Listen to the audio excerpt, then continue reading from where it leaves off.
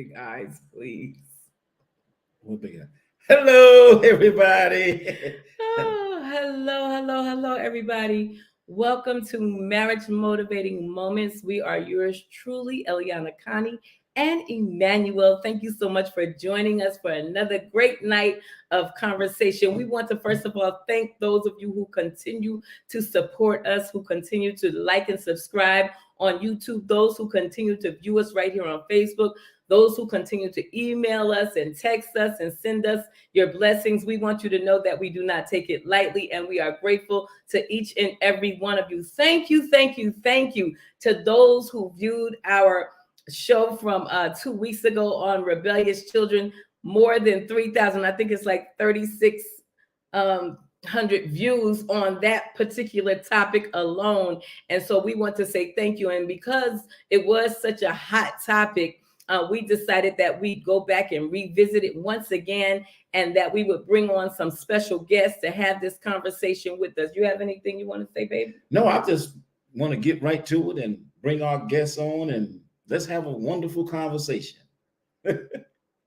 All right, they're coming on. Here we go. Hello. Facebook Live family, YouTube family, please welcome to the Marriage Motivating Moments for the very first time, but definitely not the last, Mr. and Mrs. Miles. That is Lee and Janine. Gigi for me. We call her Gigi, right? But her name is Janine Miles.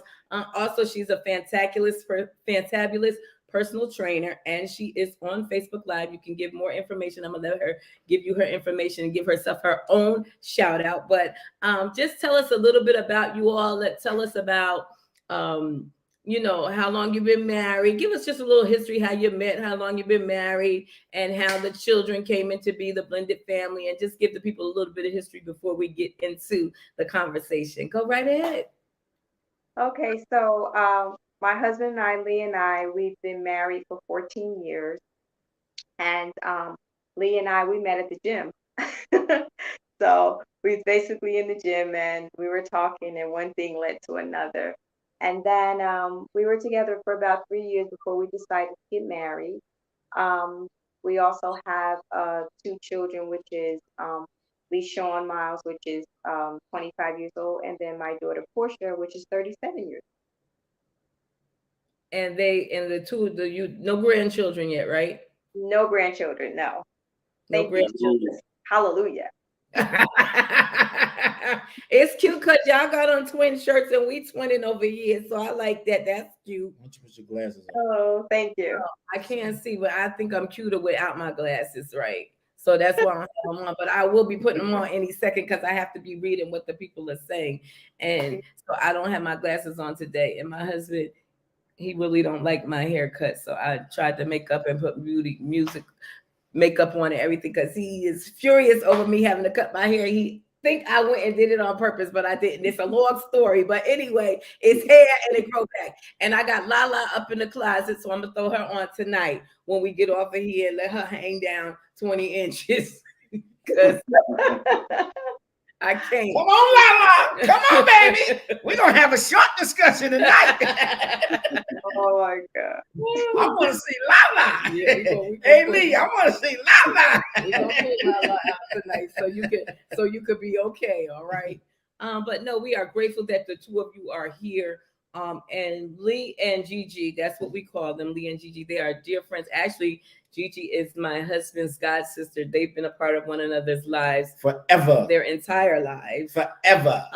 And we just thought that it would be great to have another couple on to have this conversation and just talk about our children, how to love our children through the process. And also, Lee and Janine have a blended family, right? Because Lee's son and Gigi's daughter. So it's a blended family, even though both of them have one child each. You still have to remember that these two personalities, two families, two histories are coming together. And so for them, even in the 14-year period, they have had some challenges that they've had to work through in order to be able to sit here today and have this conversation. So let's start with the fact of the matter is that we wanted to talk about, and I will also want to say that somebody said, well, my children aren't bad children. And we're not saying, when we talk about rebellious children, we don't have bad children either. Our children are not bad children. So when we talk about rebellious children, we're talking about children, our children who don't necessarily do what we say. They don't respect. They buck up. You know what I mean? They have a word for every word that we say. Unlike when we were coming up, when your parents spoke, you didn't have nothing to say.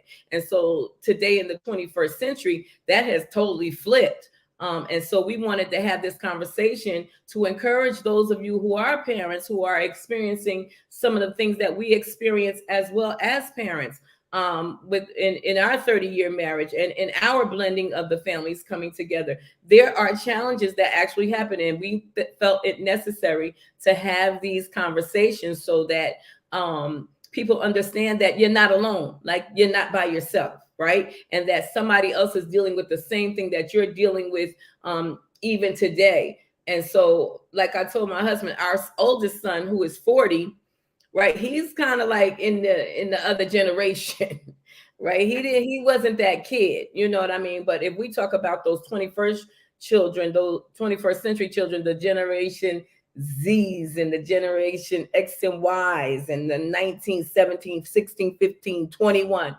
that generation has somehow in their mind figured that they can tell us what they are and are not going to do, but want to live in our household, eat our food, right? Use our bath water, or use our water, do their laundry, drive our cars. Hello. And then don't want to, do what we say. And so we wanted to encourage some of those parents out there, how we can handle some of those situations, right, baby? Yeah, the thing is that we're talking about the inclinations that our children develop through their personal development that they didn't learn from us. And when they come out of pocket and we see a characteristic that is very foreign or alien, we raise questions. And sometimes children have a very hard time. The old grandmothers, the mamas used to can be cooking at the oven in their black skillet. And you can walk in the room and they can read your face without you opening your mouth or turning around and know the kind of spirit that you carrying. So for some strange reason, they think that all of a sudden when they reach a certain age, we don't know them. And that is so totally incorrect. And so when you use the word rebellious, it's not meaning that your child also, some have that situation. They go out there, they want to try the streets, they want to try other things that's not healthy for them, both mentally and physical, because mental health and in terms of being incarcerated, that's a mental situation too, because it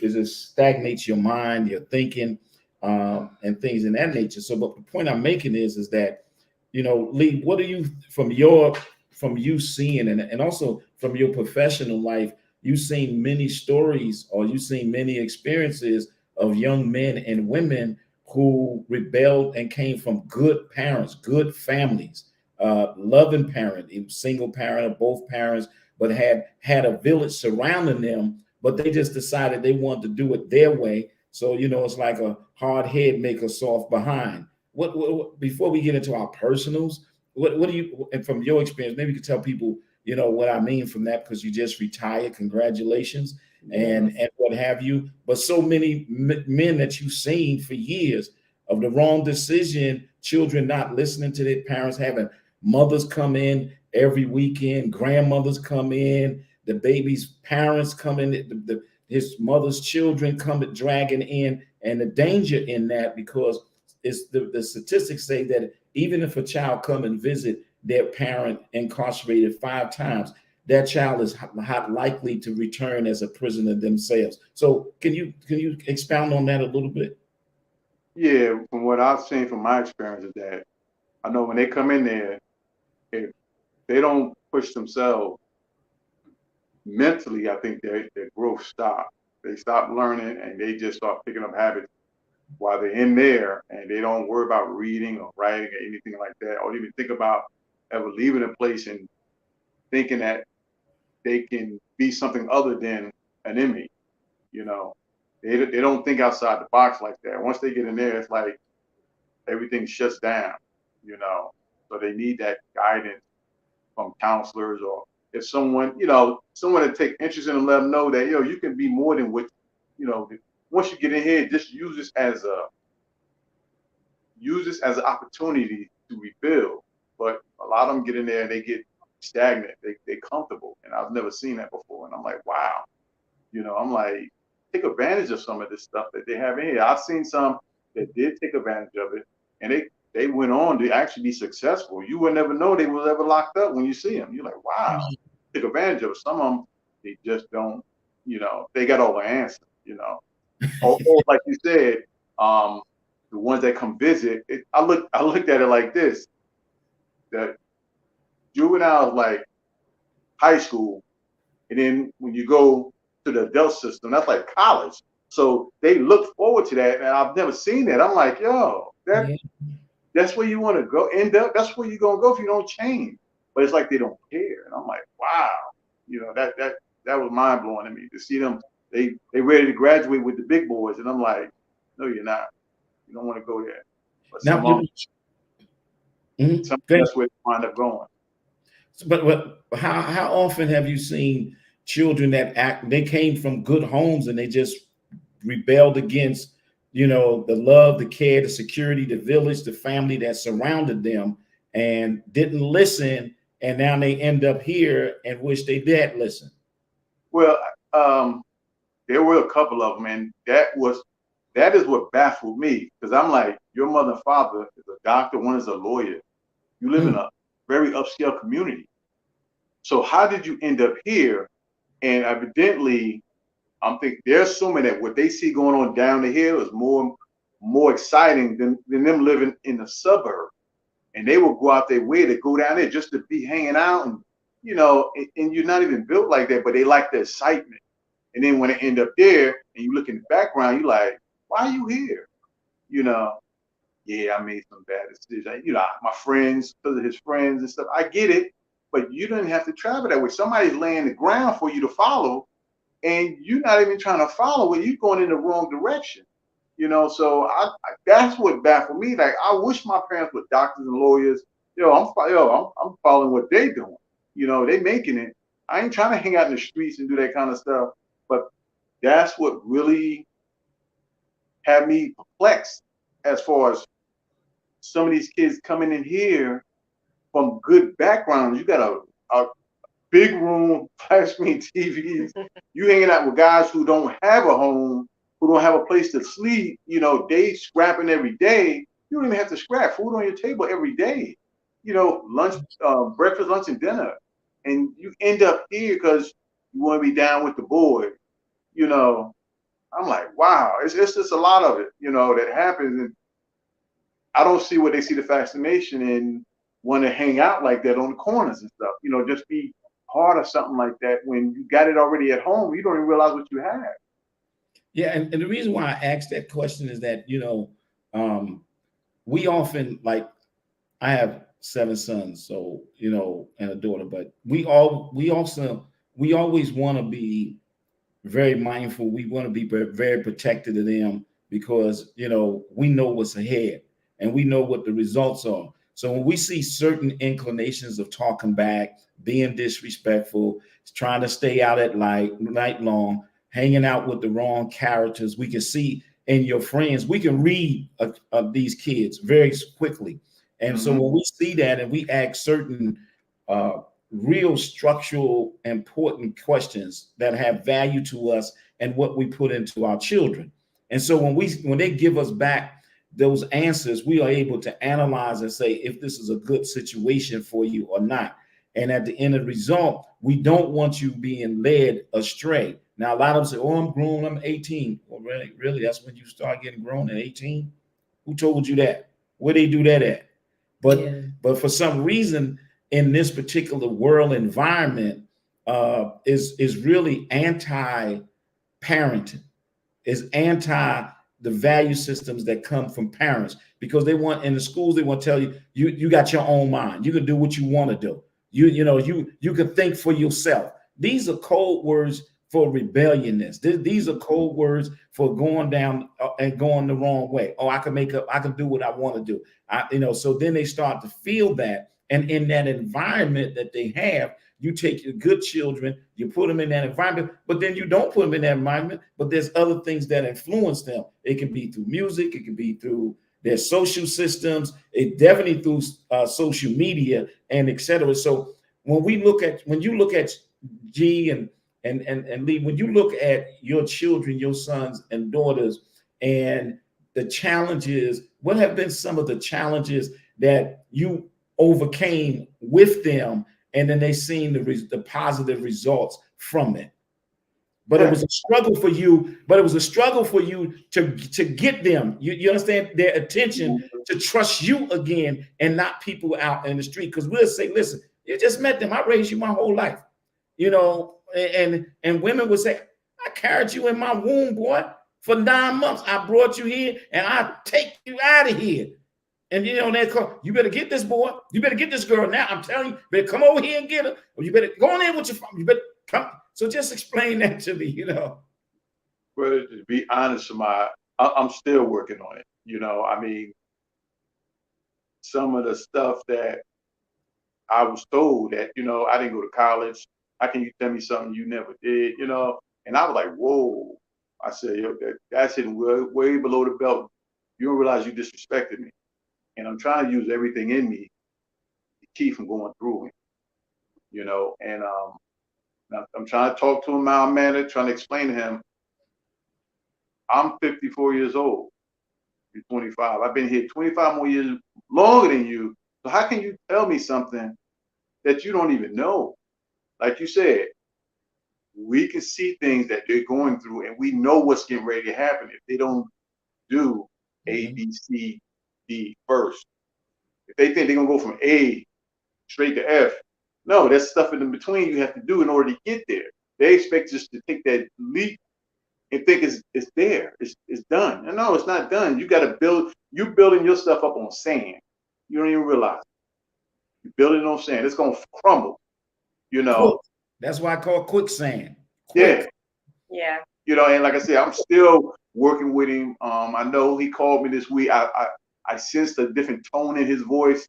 He was trying to hold back some stuff from saying stuff to me, but he realized he what's the term I'm looking for? He oh man. When he burned his bridges, basically he realized he burned his bridges with me because he need me now. Mm-hmm. Now he needs me, so his talk is different. You know, and I'm like, okay, I hear what you're saying, but you still got to work. Everything, you can do anything in this world if you have hard work. Nobody said you had to have a college degree to be successful. Right. Show me that in any textbook, then I'll go to college. But there's a lot of people in the world that's making a living and being successful, and they don't have a college degree. But I don't know who told him that. Right, You know? but even with you not having your degree, you had a successful life. I mean, you worked hard. Exactly.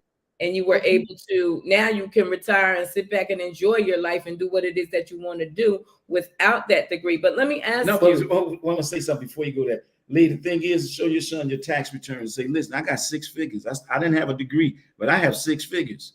I paid, and show them the years. I got almost 20 years. I made 6 figures, over 6 figures every year. So, right. So tell me, if you go to college and you get a degree, in my Bernie Mac voice, you go to college and you get a degree. You get your degree in social work. Social workers only make $32,000 a year. I didn't go to college, but I made 6 figures a year and fed you and clothed you and took care of you. So until you want my shoes, you need to go sit down somewhere, partner. But I was going to ask,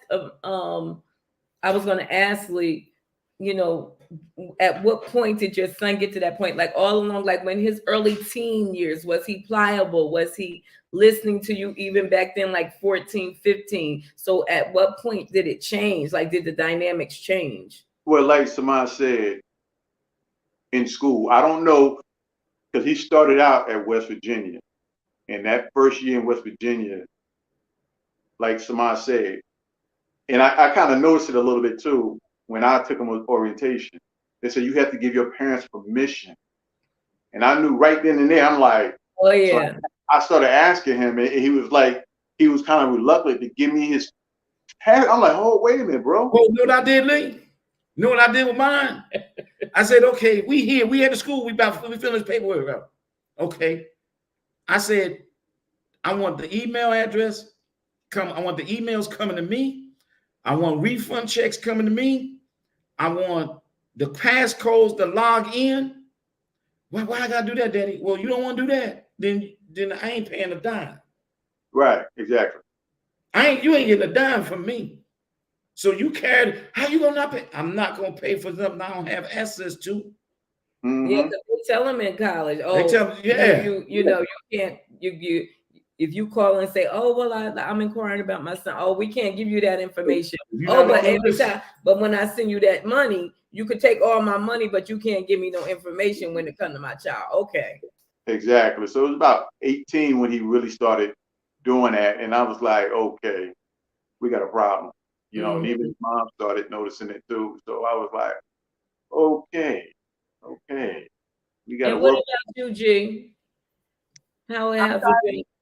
I said, what about you with your daughter? What were some of the challenges you experienced as a mom? You know, even before you got married, leading up to it, did you see signs beforehand? And how did you maneuver through those situations? What things did you do?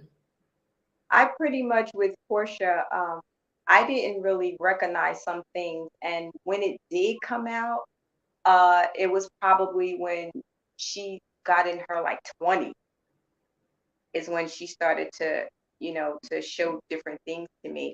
And at that point, I couldn't really relate to her or really thought that, pretty much everything was going fine. And then till when she got up into her 30s and, when they get to that place where they think that they are entitled to some things, and you have to tell them, no, it doesn't work like that. Then all the teenage years of doing things with her, like she kind of just threw that at me and said, oh no, this is what you should have been doing, or this is what I wanted you to do. And, all that type of thing. Yeah. And I'm going to be very transparent. It wasn't a very good feeling to hear those things, because if they were addressed at that time, that would have been addressed. But when she got older, it was just like this. It was really like just bumping heads to a point where it was so disrespectful that I had to lean back. And that was the hardest thing that you have to do when you have to lean back from your children because they are rebelling from something. And if I had a knew then, yeah, we would have gotten that type of help or whatever we needed to make the situation better. But I can finally say that now at 37, my mom used to always say to me, oh, when she gets it's the frontal lobe, when she gets this age, it's going to be a little better. And I'm sitting back waiting like, when? Am I going to be here to see this? But now I can finally say that we had to go through so many times to get to this point, and it was a real struggle that I guess we both on her and on mine, we probably was like, look, hands up, I'm done, But now I can say at her age of the maturity, at 37 years old, she's finally has come to a point where it's working. Yeah, and you and Gigi also was her mom's only daughter, correct? Yes. Yeah.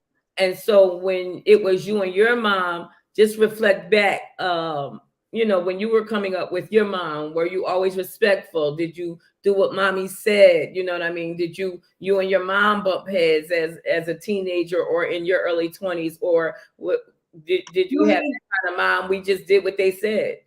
Well, do you mean that she bumped my head? Because back in that time, you wasn't saying nothing. Because she give you that look and you just go to, you're right at attention and stuff. So it wasn't those back and forth words. We didn't have that. But with my daughter, they felt that, I guess in that generation, that, oh, I'm just giving you my truth. Now this is what it is. I'm giving you my truth.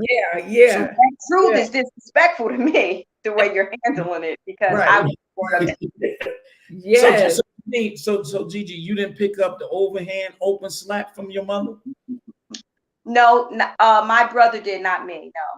No, yeah, he was a challenge. He challenged it, but I never did because I seen what the outcome was, and I was a little very clear. I don't want that.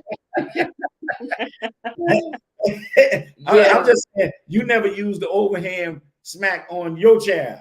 you know. No, because you know what? The crazy thing, when I used to see my brother get them things, I was like, I don't know that I'm going to ever do that. And I think that's what my problem was, because I never did that.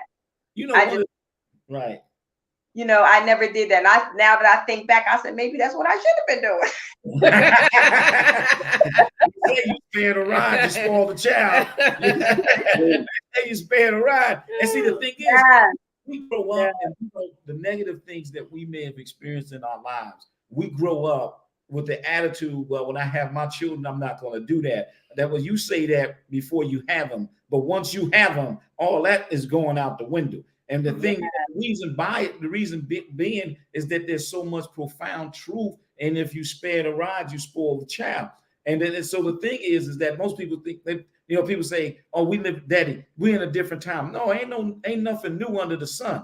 Human inclinations is still the same. I don't care what, you know, if it's from the Stone Ages to Apple iPhone, how you act and conduct yourself as a human being, as a person, is the same. And honoring your parents and respecting your elders and your seniors and those in need is a requirement that you must have. That's just the basic necessity. But they think today that this world, or you owe them something. You understand? Because they got this notion in their head, and I don't know where it came from. But like I always tell you, better take it back where you picked it up at and leave it. And if you paid for it, ask for a refund. But don't come here with that kind of stuff, because if you do, it's going in the trash can and it's going to be a problem up in here. You follow what I'm saying? And I think, and we have Sister Cook on the line. She said we are living in a different time. She hit Twilight Zone. I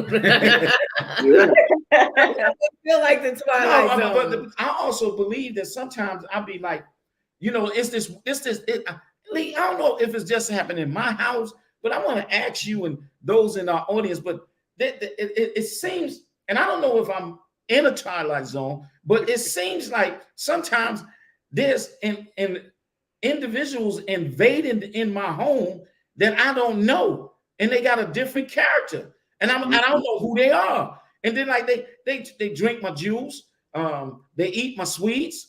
You know, I come and look for it, and I ask, well, who drank my food or ate my sweets? And they say, I don't know. No, they say, not me. Not me. Said, not so me, who is it not me? What? You know what I mean? Who is it not me? So when I look at them, I said, who are you? I'm your son, not you. Right. Is that I'm your son? No. You not my child. Yes, I am. No, you not my child. And why you say that? I said, because the way you acting and conducting yourself is not the child that I raised. Right. So don't come around me with something happening that I didn't teach you or give to you. Sure. You follow what I'm saying? So, and so they say this thing, oh, we living in a different time. Oh, you in the old age, you in the Stone Ages. Oh, really? I was called a dinosaur. Huh? I was called a dinosaur.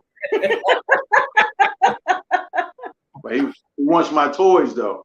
Yeah, right. Wants your toys, wants your money too. Yeah. And my mother used to say all the time, you know, one day you're gonna have your own children. And my mother used to tell me that all the time, you know, one day you're gonna have your own daughter, and she's gonna show you what this is all about. Thank God I never had a daughter, because I was a piece of work. And I had all sons, so I didn't get that experience. But my mother, basically what she was saying, when you get older and you have to raise your own children, you know, you're going to find out what it takes. And it's not as easy as we make it look. And it's so very true. Mm-hmm. Even my youngest son, about a year or so ago, he had really branched out, moved on his own. He had graduated from college a few years. He was really living on his own. And he said, Mommy, you and Daddy really made this look easy. Like this here adulting, parenting thing, like y'all made it look too easy. Because if it's anything, that's what it did. And I said, you're right. We did.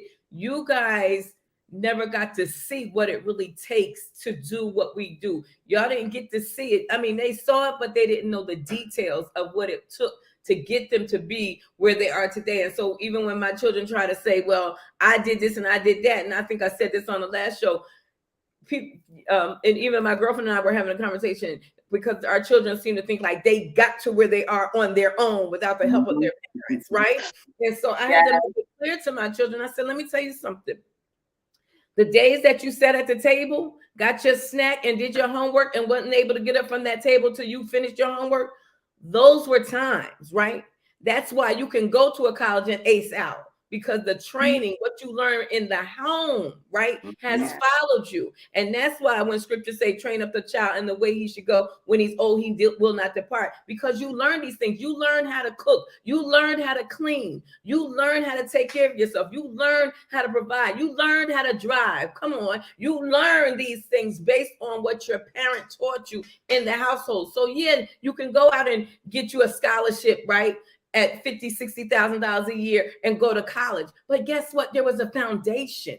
You didn't just wake up and be that person. And that's what I try to get even the young people that I mentor, because some of them have had a story. They do have stories, but you have to remember that there is a stepmom, an uncle, an auntie, a teacher at a school, a counselor, a social worker, somebody that poured into you, right, to help you to make a sound decision to be better for your life. And so that's why I say, our children, I try to get them to understand that no matter what our parents, and I said this a couple of weeks ago, your parents aren't perfect. Like, we don't get it right every time. We are not the model parent. We didn't have a manual. We didn't pick up a book and read on how to properly parent, right? So it was trial and error. But like my husband says, y'all have to look for the good. What good did your parents give you? Is there any good? Yeah. The first good is that they birthed you, right? Even if you was a Food, child, shelter, and clothing. but even if you was a You child, never went to bed hungry, and you never went to bed with no lights on. You never right? But I'm house, saying, for never, one of my children said, "Well, I don't know my mother. My mother didn't do that for me." Okay, but somebody did. It may not have been your mother, but where was your auntie, your uncle, your granny? Somebody did these things for you, right? And so because you had that person in your life, you can't just negate that, even if they're not present anymore. There was a foundation that was laid, and I try to get all the children that I talk to understand that we love y'all, but we have to correct you. Our parents loved us, but they had to correct us. It's a totally different time. Our parents corrected us with a belt, a extension cord, a hanger, a switch off a tree, anything they could get their hands on, right? We didn't call that abuse. Nope. Society didn't say that was abuse. Society didn't tell us to call the police or call DFACS. You understand what I'm saying? Or DIFAS. Here is what? Defects. And then there is DIFAS, but they didn't write New Jersey's DIFAS. But they didn't tell us to do those things. What happened was you took it and you bared it. You know what I mean? And we got the scars to prove it, but it helped us to become who we are. Now society tells our children, you don't have, they can't put their hands on you. You know what I mean? If they put their hands on you, you can call DFACS, or even some parents, if he touch you, if she touch you, you call the police. You know what I mean? And so there's this mentality that's out there now that we don't have to listen to you. We don't have to do what you say. I'm at a certain age now. I can do what I want to do. Well, if you want to do what you want to do, guess what? Grab your sneakers, the one pair that I'm going to let you take out of here, right? And that outfit you got on, and go on your way. Because if you can't follow the rules of this household, that means you grown and want to be on your own. Yeah. So don't take no backpack, don't take no suitcase, don't take no overnight bag, none of that. You're going out with your birth suit. Right. How about that? How about that? Now, I want to, Janine and Lee, maybe you can answer this question. Well, what did you find to be your solution in terms of your approach to deal with when you're trying to get across to your children what they really need? Like I don't try to be my children's friend. I'm not going to be your friend. I'm your father. I'm your dad. I'm not going to be your friend, because I'm not going to tell you what you want to hear, and I'm not going to go along with it just because you think it's right. And my whole thing, I often say, just because you think it doesn't mean that it's correct. You can think what you want, but it doesn't mean that it's correct. And I'm gonna always, as your parent, tell you what is best for you. So if you come to me, you're gonna get what I think is the best position that you should take. Now, that may not fall in line. That may not fall in line with what you're trying to do and want to convince me that what you're trying to do is the best thing to do. And if I don't go along with it, then I don't support you. I don't care about you. I don't love you. Right. I ain't never there to help you. I ain't never done nothing for you, because I don't agree with an action or a conduct or a behavior that you want to portray. Like, I know you. So I know you're not made of bricks. You feel what I'm saying? Because you didn't come up under bricks. So I know you. So like Lee, it's like them kids come out of them good homes and come in here. They come and be with the adult guys. You ain't built for this.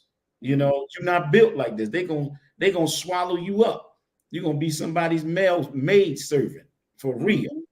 You feel what I'm saying? So the point that I'm making is, what solutions did you come up that may be helpful for somebody that's listened to this in terms of how to open up that level of communication to get your children to realize and to act upon the good that you're trying to express to them? Well, for me, like you said, I started out trying to be a friend, but that was a bad idea to the point to where now I have to fall back, because every time we communicated, we was always arguing. So I said, okay, you got all the answers. I see where it's going. I see where he's going. He don't even realize it, that I see where he's going. And I just sit back and wait for him to come to me. That's all I could do. I just sit back and wait for him to come to me. When he come to me, I'm coming at him kind of hard. Not hard, but truth. Like you said, they telling you the truth. I'm going to tell you the truth. He tried to come up here, get a job at Prudential in Newark. I said, well, what steps did you take to prepare to come up here? You accepted a job in Newark, but you ain't got a place to stay. I said, you see how backward that is? You just graduated college.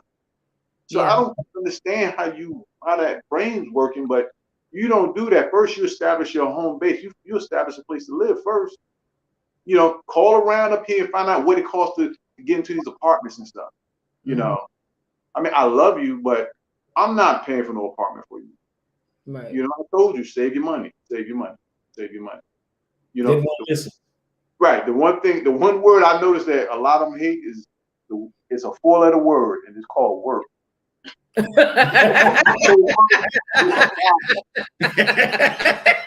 problem. You say that word work, And let me tell you this, I'm like that. I'm like that now. Like if my children want to come home, you got to come in my house. You better have a humbling spirit. Because I got space. But if you ain't humble, you ain't bringing that in my house. You're not going to disrupt my space. You're in college, you free will, you do what you're doing. You know what these kids doing. I don't know what that weed they smoking today, because it's definitely frying their damn brain. Yeah. It ain't the weed that folks were smoking when I was younger. That was a different kind of weed. They got some synthetic, they got some chemicals and stuff that it's borderline crack cocaine. The way it's frying their brain, it is. It's borderline. They put chemicals in crack, and they put embalming fluid. I don't know what they put, because they walking around like they zombies, for real.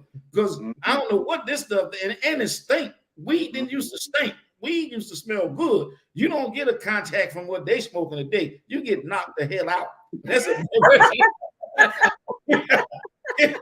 so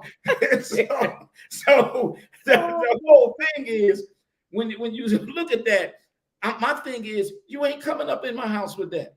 You ain't coming around me with that. You're not gonna come in my house.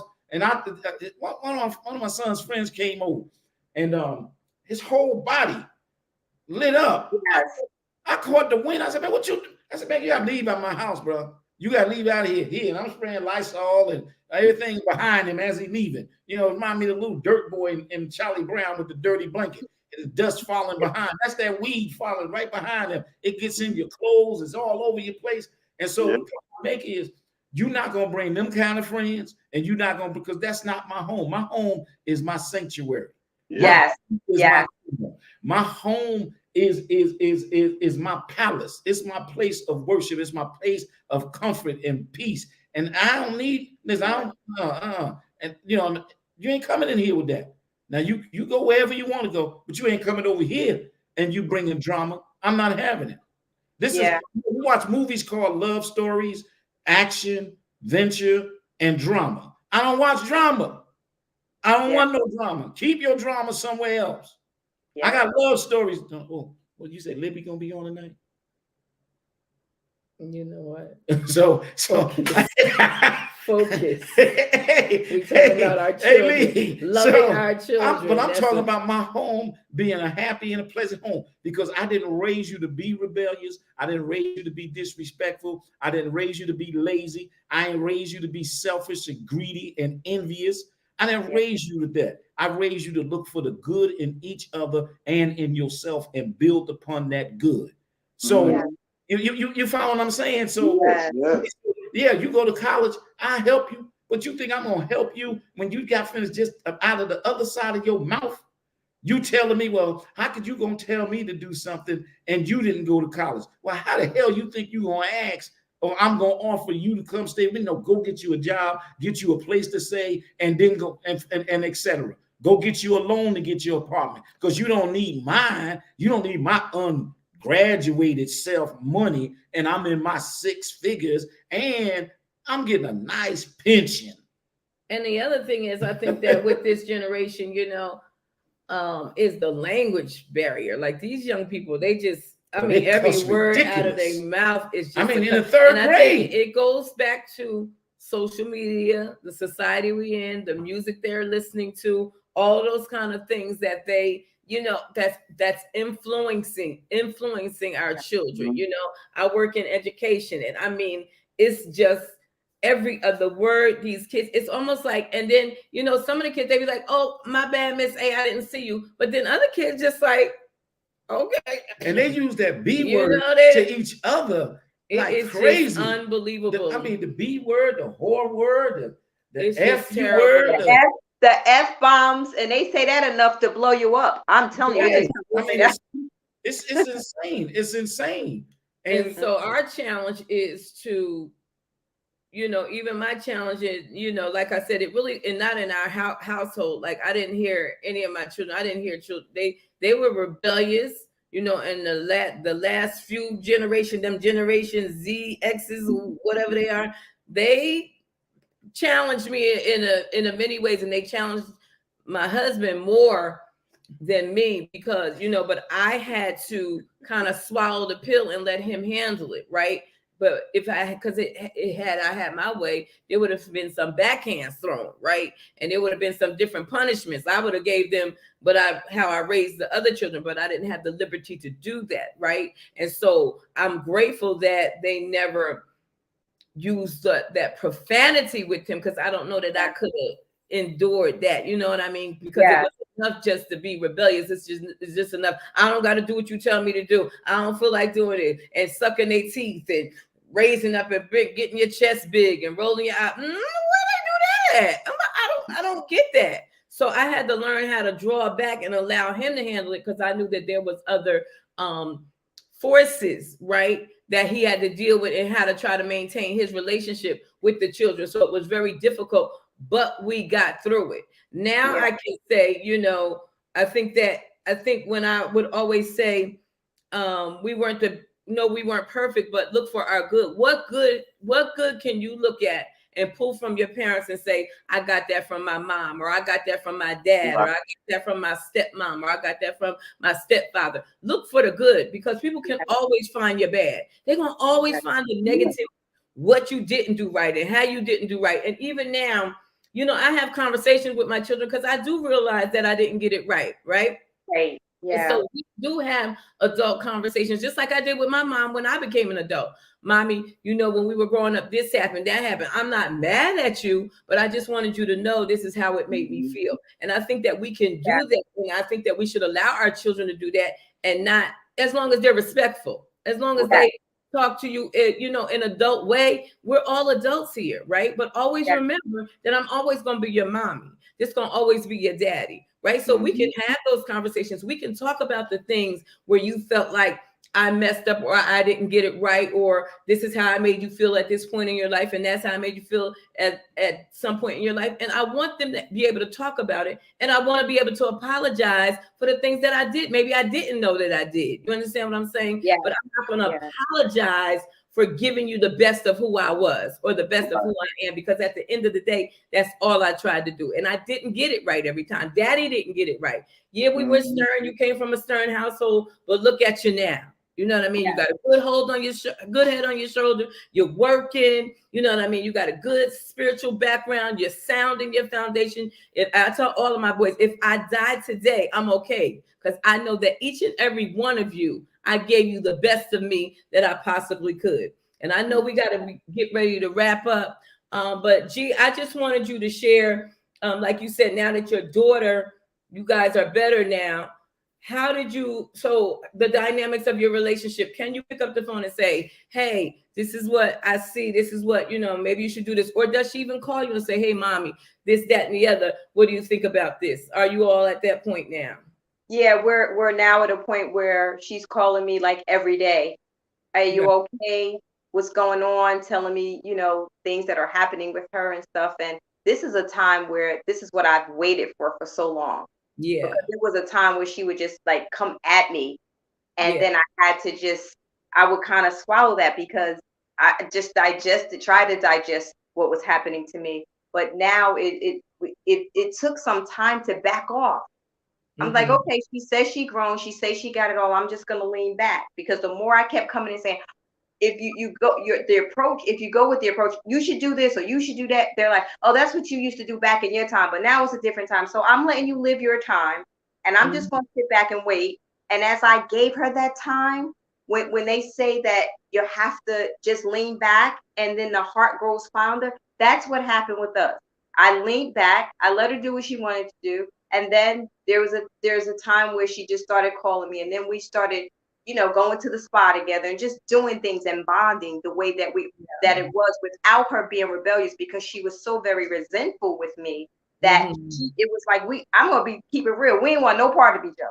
Yeah, yeah. But now that we're looking at each other as women, it became something different. And now we could share, or we could talk, or she'll say, okay, let's go do this together or something. So it's finally got to this time, but it was so much hard work to get to this place where we respect each other. Yeah, but that's the love. That's that love that I was talking about. As parents, we continue to love them we just love them, even in their foolishness and their craziness and their silliness. You know what I mean? We still love them, and I tell my children all the time, regardless as to what you do, where you go, we are always going to love you, because that is very important, because we are human. We mess up. Yeah, we do. But God continues to love us even in our craziness. You know what I mean? My husband continues to love me even in my craziness, and vice versa. So we have to be. But your craziness tastes sweet to me, babe.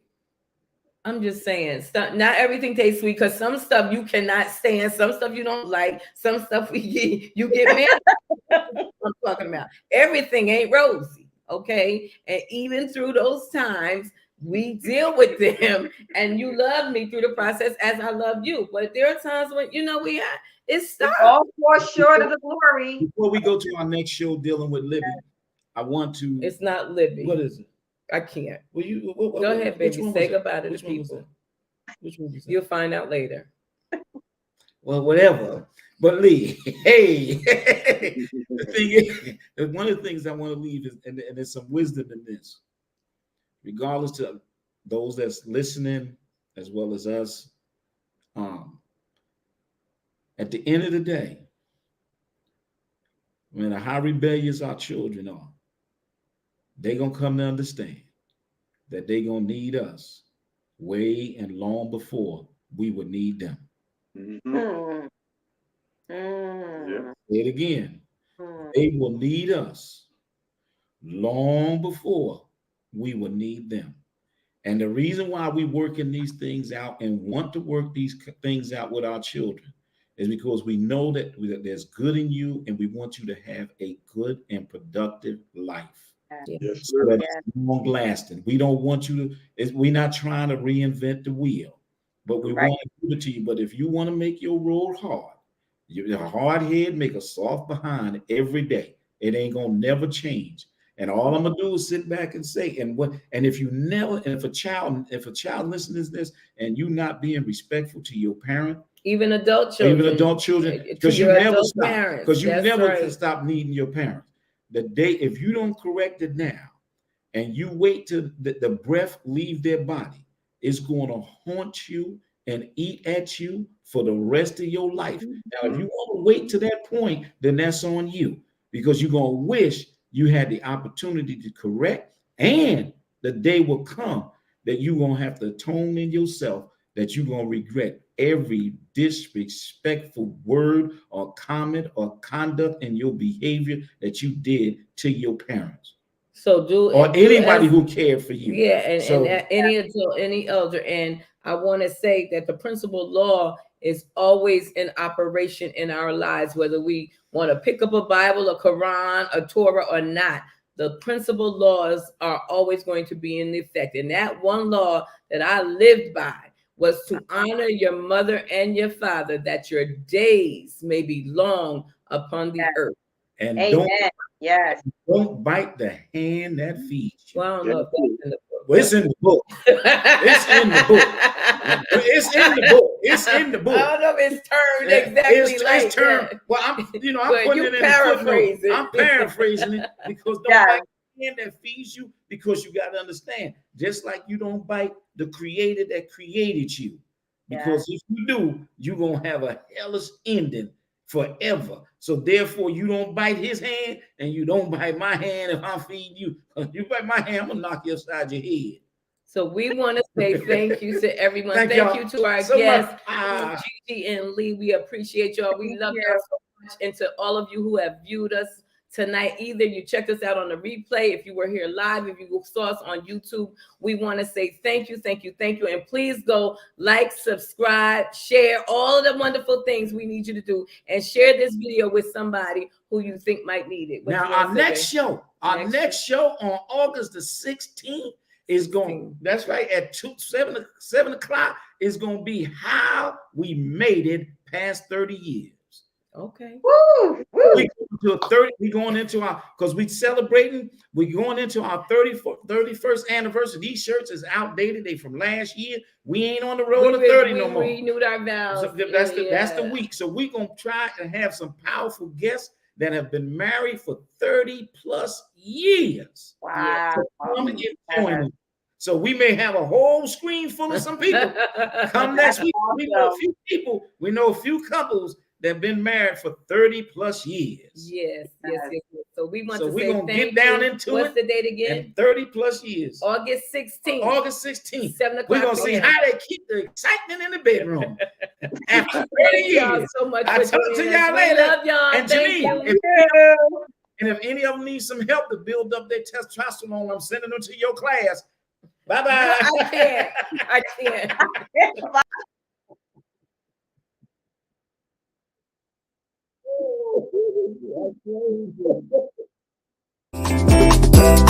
crazy.